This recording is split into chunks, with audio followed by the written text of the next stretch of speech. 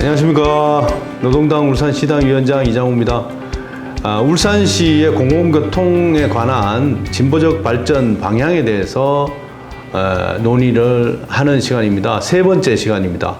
오늘은 울산시 공공교통 발전 전망에 대해서 자유롭게 한번 이야기를 나눠보도록 하겠습니다. 오늘 또 마찬가지로 115번 버스를 운전하고 있고 학생버스 지회장을 노동조합 지회장을 맡고 계신 오현일 지회장님을 모셨습니다. 네, 반갑습니다.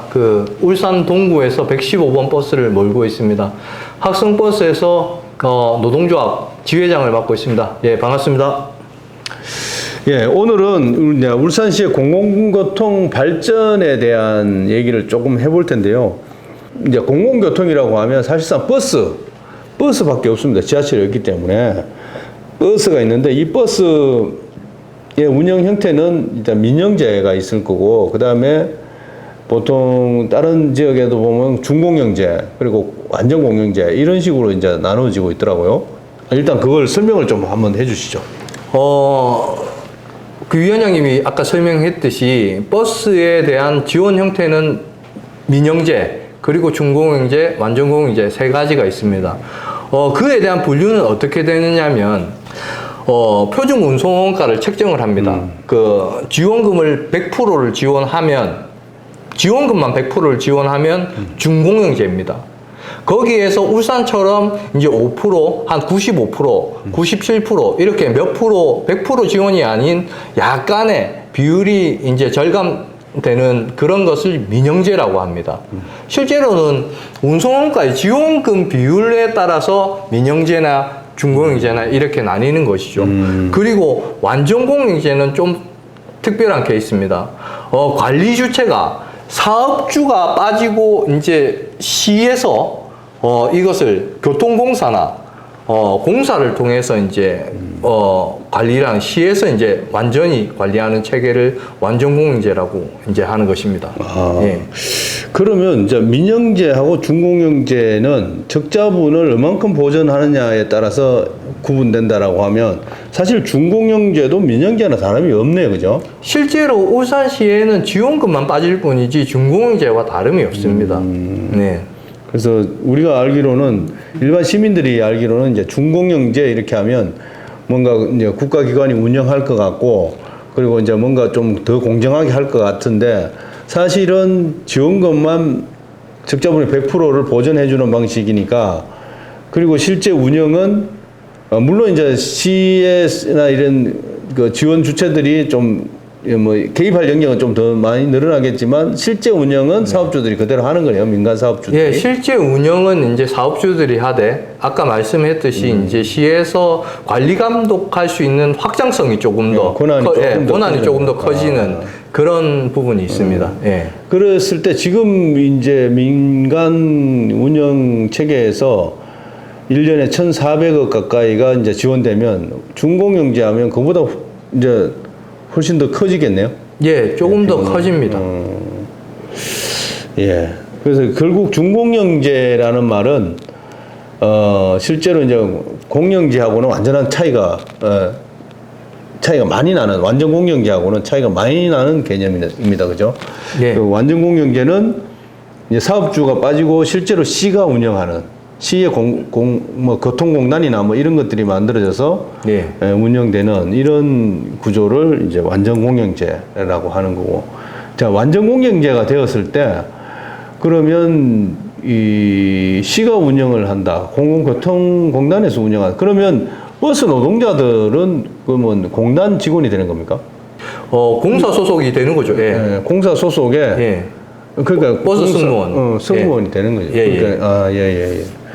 그리고 이제 그런 세금으로 어떻게 하든 이렇게 보전을 받는 거고. 근데 지금 1,400억씩 이렇게 지원하는 거에 보면 그게 버스 노동자들 임금이 다 들어가 있는 거잖아요. 예. 거기 다 들어가 있고. 예. 그러면 크게 돈이 더 많이 들어간다 이렇게 보기에는 좀 어렵겠습니다. 공영제 한다고 해서. 실제로 완전 공영제를 하면 아이러니하게도 돈이 더 많이 들어갈 것 같지만 실제로 돈이 더 줄어듭니다. 그건 또 왜 그렇습니까? 왜냐하면 실제로 지금 안전공유제를 하지 못하는 이유는 버스는 아까 전편에 설명드렸듯이 개인 넘버 가격이 있습니다. 네, 그것을 이제 노선권과 면허권이 있는데, 사업 면허권이 있는데, 그것을 모두 이제 시에서 사야 됩니다. 그것을 사야 되면, 엄청난 금액의 재정 지원금이 일시적으로 투입되는데, 그것을 이제 해결할 수 있는 시의 재정 여건이 이제 안 되기 때문에, 그것을, 할 수가 없는 것이죠, 당장에. 아까 말씀하시기에 1억에서 1억 5천이라고 하셨는데, 지금 버스 대수가 1000대가 안 되잖아요. 한 800대 가량 됩니다. 그러면 1000억도 안 되는 돈인데, 연간 지원하는 예산이 1,400억인데, 그렇게 보면 큰 돈은 아닌 것 같아요. 그거는 운영 자금이고, 추가로 이제 노선권을 이제 살 수 있는 금액이 그 예산 편성을 하면 천억이 더 들어가야 돼요. 불가능한 일은 아닌 거죠? 예, 실제로 당장에 들어가는 돈이 1,000억은 더 투입되지만 운영으로서 이게 더 절감되는 것이 있습니다. 왜냐하면 운영되면서 이게 재정 지원금의 투명성이 담보되기 되기 때문입니다. 시에서 직접 운영을 함으로써 재정 지원금이 어디에 쓰이는지, 그리고 사용되지 않는 금액에 대해서 시민들의 혈세가 절감되기 때문에 실제로 공공교통연구위원회에서 이걸 연구한 자료도 있습니다. 자료를 운영한 결과를 보면 10년에서 15년 운영했을 때 그 처음에 노선권과 사업 면허권을 산 가격을 그 전보다 충당할 수 있는 절감 효과가 생긴다고 그렇게 연구 결과가 있습니다. 예. 그리고 실제로 우리가 단순히 계산해도 그럴 것 같아요. 1,400억 지금 현재 울산에 지원하고 800여 대의 버스가 있고, 그리고 지금 시민들이 한 달에 20만 명 정도 이용하신다고 하더라고. 그러면 이게 대충 계산해서 연간 한 1,000억 정도의 수익이 있는 건데, 요금 수입이. 그렇게 치면 충분히 공영제를 하더라도, 완전 공영제를 하더라도 운영하는 데는 큰 무리가 없다. 그리고 이제 노선 개편이나 이런 것도 지금은 버스 회사들하고 다 협의해서 동의하에 만들어야 되지만, 그렇게 되면 시가 이제 적재적소에 노선을 이게 막 개편할 수 있는 거잖아요. 예. 그런 것도 시민 편의성도 높아지겠네요. 예, 맞습니다. 장기적으로 이렇게 단계적으로 한다라고 했을 때, 예를 들어 단계적으로는 할 수 있을 것 같은데, 공단을 만들어서 일단 40여 대 정도 되면 지원이 가능하다고 하니까 40여 대짜리 공공버스를 하나 만들면 되잖아요. 공단. 만들어서 일단 신규 노선에 그걸 투입하고, 이렇게 해서 실제로 운행을 해보면서 늘려가는 것도 하나의 방법일 것 같은데. 예, 한 방법입니다. 그런데 아이러니하게도 울산시도 원하지 않고 사업주도 원하지 않습니다. 왜냐하면 울산시에서는 자기들의 일이 많아지고 복잡해지는 것을 좀 꺼려하는 것이 있고, 그리고 지금까지 잘못되었던 행정적인 재정 지원금에 대한 부분이 투명성이 확인되기 때문에 그것을 꺼려하는 부분도 있습니다.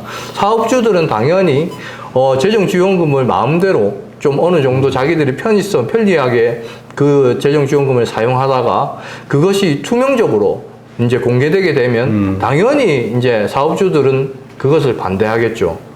이익이 줄어드니까 그렇습니다. 지방 정치 하면서도 정말로 참 우리가 개선하고 또 바로잡아야 할 것이 참 많다라는 생각이 듭니다. 그 다음에 이제 우리가 울산의 공공교통으로 새롭게 또 부각되고 있는 게 트램이잖아요, 트램.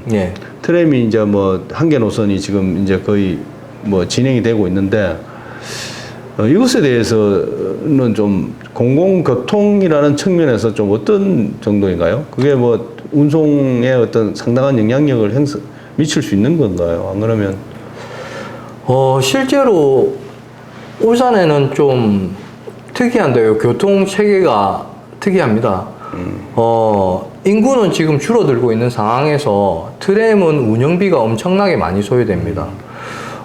실제로 버스도 정시성이나 이것을 지금 제대로 이제 활용을 제대로 대중교통으로 자리 잡지 못하고 있는데, 트램으로 운영 수익에 대한 이제 부담이 커진다면, 시는 좀 더 대중교통의 운영이 더욱 힘들어질 것으로 보입니다. 예, 실제로 지하철도 뭐 광주 같은 데나 이런 데도 항상 적자라고 하더라고요. 예. 운행이 적자라서 이제 골칫덩어리가 되는데 울산시도 이제 미래 교통망을 생각하면 이게 트램이 과연 적절한가라는 부분은 여전히 의문이 있는 것 같습니다. 그런데 이제 일단 방향을 그렇게 잡고 가고 있고 이런 부분에서 많은 비용이 계속 추가적으로 들 거라서 그런 비용을 오히려 제대로 된 공공교통망을 구성하는데 쓰면 어떨까 이런 저는 개인적으로 생각을 해봤거든요. 예를 들면 울산시도 장기적 프로젝트로 트램에 자금을 투여하기보다는 일단은 버스를 중심으로 한 교통망을 짜고 공공교통으로 이게 완전 공영제를 흡수해서 짜고 거기에 이제 플러스해서 택시를 좀 붙여서 이렇게 하는 것도 하나의 방법이 아닐까. 택시하고 버스 환승제도 옛날에 부산에서 뭐 좀 시도를 했더라고요. 이런 제도도 있고 해서 그렇게 좀 하면 어떨까라는 생각을 한번 해봤습니다. 좀 어떠신가요? 예, 맞습니다. 아주 좋은 정책이고, 실제로 이제 다른 이제 인구 소멸 도시나 이제 농어촌 요쪽에는 이제 그런 제도가 이제 도입되고 있습니다. 택시들이 이제 마을버스를 대체하거나 일반 버스를 대체하면서 운송수단으로 이제 자리하고 있고, 저희들이 이제 요구했던 것은 트램이나 이런 뭐 대대적인 자본을 투입해서 재정 지원금을 투입해서 이렇게 하는 것보다 실질적인 시민들이 체감할 수 있는 버스와 택시에 이제 결합된 이제 환승제, 환승 요금제죠. 예, 환승한 택시와 이제 버스가 이제 환승할 수 있는 체계를 만들고, 광역철도도 이제 환승할 수 있는 체계를 병합해서 만들면 시민들이 광역철도까지 조금 더 편리하게, 그렇죠. 다양하게 이용할 수 있는 대중교통이 만들어질 것이라 보고 있습니다. 예, 우리가 뭐 이 공공교통의 발전 방향에 대해서 이게 좀 더 심도 있는 연구와 이런 게 있으면 좋을 텐데 뭐 거기까지 저희들이 얘기하기에는 좀 버거운 것 같습니다. 오늘은 일반적으로 드러나 있는 지금 현실에 대해서 얘기를 해봤고요. 또 앞으로 이 공공교통에 대해서 저희들 더 연구하고 또 고민을 해보도록 하겠습니다. 오늘은 여기까지 하려고 하는데 혹시 하실 말씀 있으면 한 말씀 해주시죠. 세종시에는 25년도에 대중교통 완전 무료화를 추진했습니다. 울산시도 75세 이상 무료화 버스를 추진하고 있고, 그리고 어린이 요금 무료화를 했습니다. 실제로 완전공영제를 해서 시민들에게 완전 무료 버스를 운영하는 것이 대중교통으로서는 지금 현재 시민들에게 제공하는 서비스는 그것이 맞다고 생각하고 있습니다. 시민들이 보다 편리하고 안전하게 이용할 수 있는 대중교통으로 자리했으면 좋겠습니다. 예.